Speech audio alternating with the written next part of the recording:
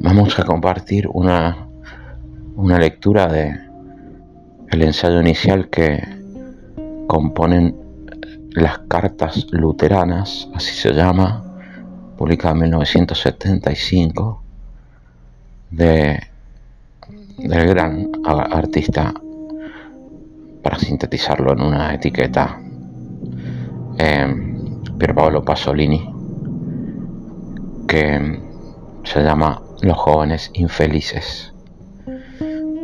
Y dice así: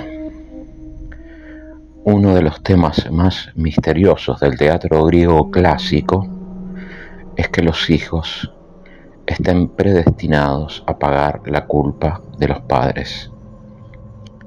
No importa que los hijos sean buenos, inocentes y piadosos.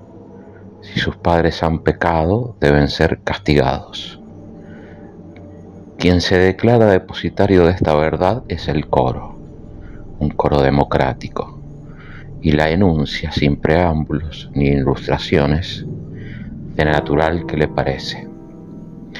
Confieso que yo siempre había considerado este tema del teatro griego como algo extraño a mi saber, como algo de otro lugar y de otro tiempo.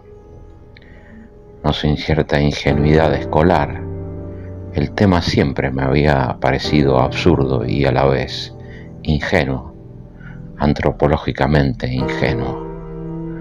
Pero finalmente ha llegado un momento de mi vida en que he tenido que admitir que pertenezco, sin escapatoria posible, a la generación de los padres.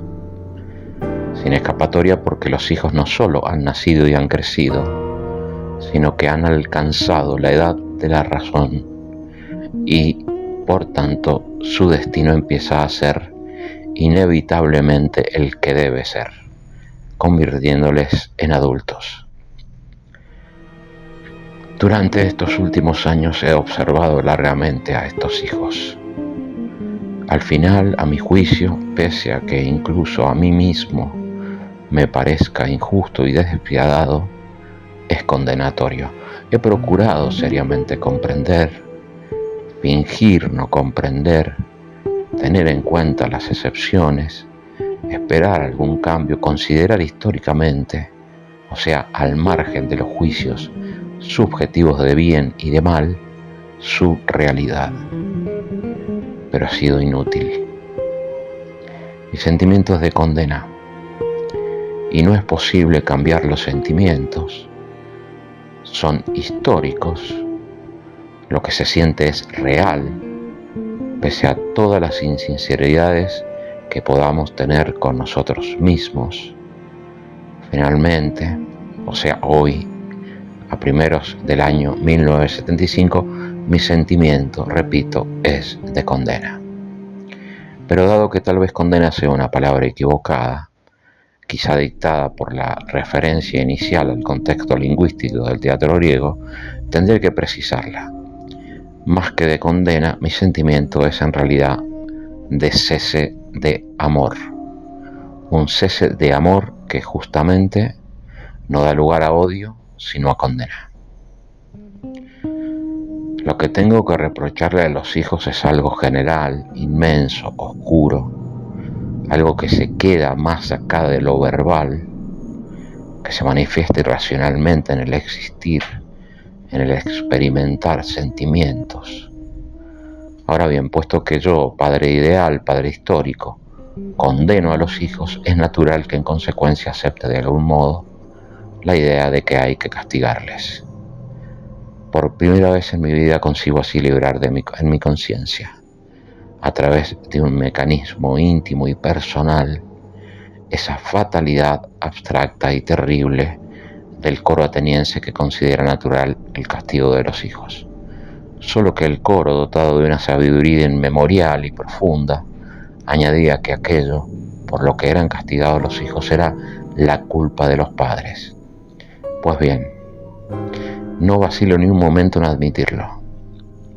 Esto es, no dudo en aceptar personalmente esa culpa, aunque condeno a los hijos a causa de un cese de amor hacia ellos y por tanto presupongo su castigo, no me cabe la menor duda de que todo es por culpa mía.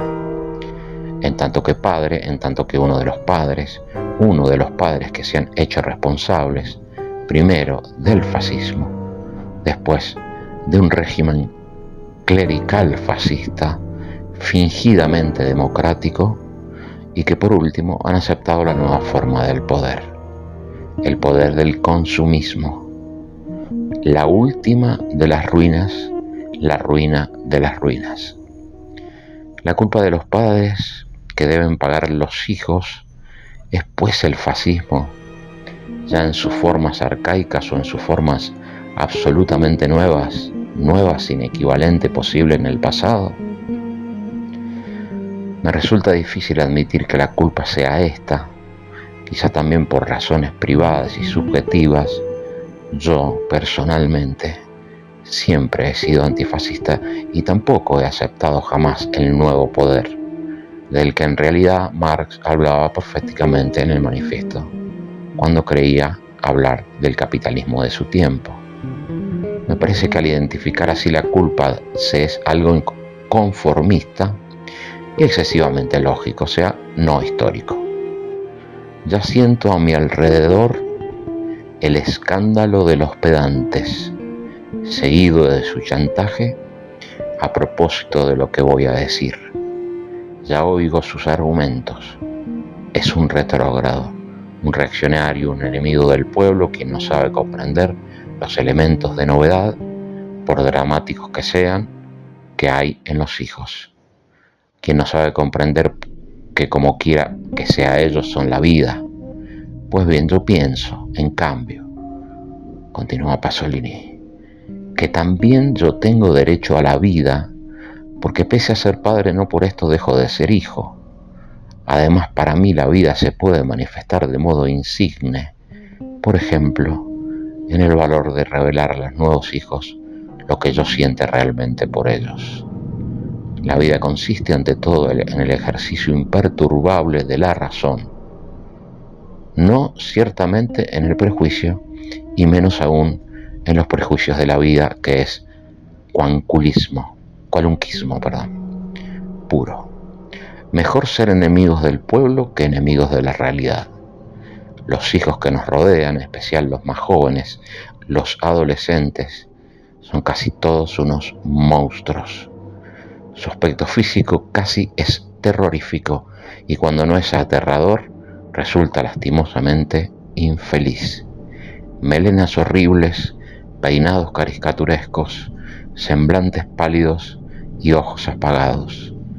Son máscaras de algún rito iniciático bárbaro, miserablemente bárbaro, o bien máscaras de una integración diligente e inconsciente que no suscita la menor piedad. Tras haber alzado contra los padres barreras tendentes a encerrarlos en un gueto, han acabado encontrándose ellos mismos en el gueto contrario. En los casos mejores se mantienen agarrados a los alambres de espino de ese gueto, mirando hacia nosotros, que todavía somos hombres, como mendigos desesperados, que piden algo solo con la mirada porque carecen del valor y acaso de la capacidad de hablar.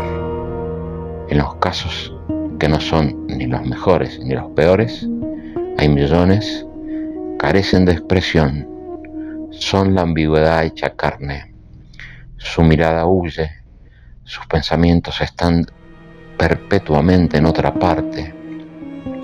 Tienen demasiado respeto o demasiado desprecio a la vez, demasiada paciencia o demasiada impaciencia. En comparación con sus coetáneos de hace 10 o 20 años, han aprendido algo más, pero no lo bastante. La integración ya no es un problema moral y la revuelta ha sido codificada. En los casos peores, son auténticos criminales. ¿Cuántos de estos hay? En realidad casi todos podrían serlo. No se encuentra por la calle un grupo de muchachos que no pueda ser un grupo de criminales. No hay el menor destello en sus ojos. Sus facciones imitan las facciones de los autómatas sin que les caracterice desde dentro nada personal. El estereotipo hace que no sean de fiar. Su silencio puede preludiar una temerosa petición de ayuda. ¿Qué ayuda? O un navajazo. Ya han perdido el dominio de sus actos y se diría que hasta el de sus músculos. No saben bien qué distancia media entre causa y efecto. Han retrocedido bajo el aspecto externo de una mayor educación escolar y de mejores condiciones de vida a una barbarie primitiva.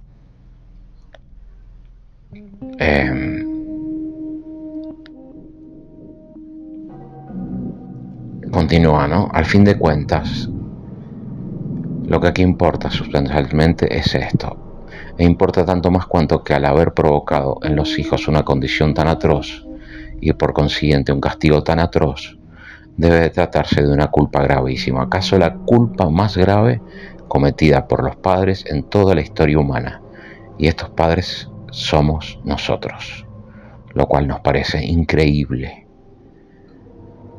Por consiguiente, dice más adelante hacia el final, fascistas y antifascistas, patrones y revolucionarios tienen una culpa en común, pues todos nosotros hasta hoy, con inconsciente racismo, cuando hemos hablado específicamente de padres y de hijos, siempre hemos dado por supuesto de que hablábamos de padres e hijos burgueses.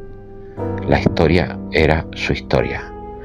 Para nosotros el pueblo tenía su propia historia aparte, una historia arcaica en la que los hijos simplemente, como enseña la antropología acerca de las viejas culturas, reencarnaban y repetían a sus padres. Hoy todo ha cambiado.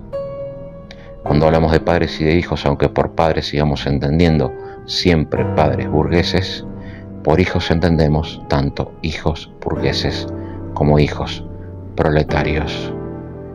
El cuadro apocalíptico relativo a los hijos que he esbozado anteriormente incluye a la burguesía y al pueblo llano.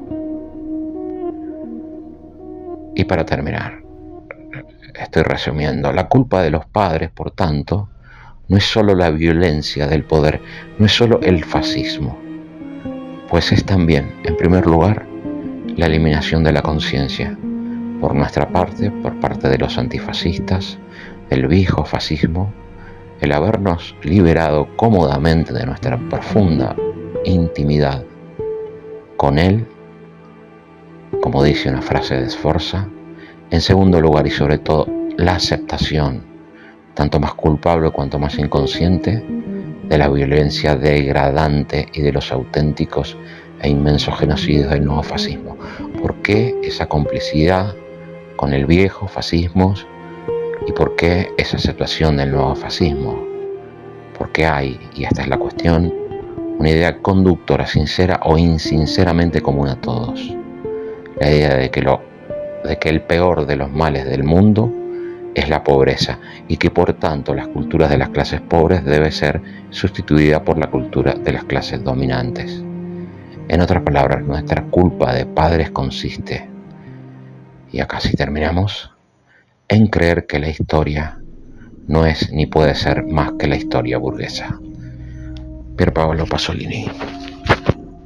Los jóvenes infelices en Cartas Luteranas, 1975.